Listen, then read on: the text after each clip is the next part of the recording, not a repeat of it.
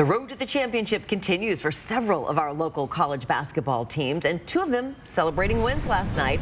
Alex Crescenti is following the Cougs, who squeaked out a nail-biter in the late game over Drake.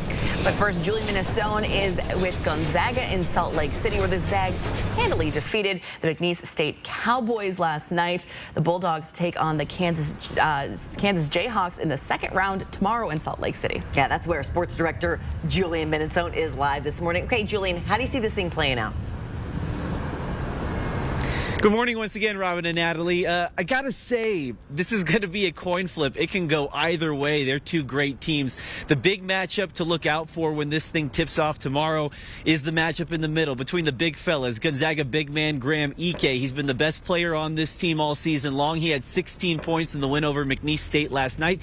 He's gonna need to be big once again if they're gonna get by the Jayhawks. On the other side, Kansas All-American Hunter Dickinson's been playing with a separated shoulder, but last night, you wouldn't know it. He still had 19 points and 20 rebounds, so both players are going to have their hands full when this thing tips off. Now, Gonzaga had one of their best performances over the Cowboys last night. They hit 10 threes. Defensively, they held them to 33% shooting, and the guys afterward told me that if they play like this every single game, there's nobody in the country that can beat them. Well, Julian, you'll be covering that practice later today. What are the Bulldogs doing to prepare for the big team of the Jayhawks?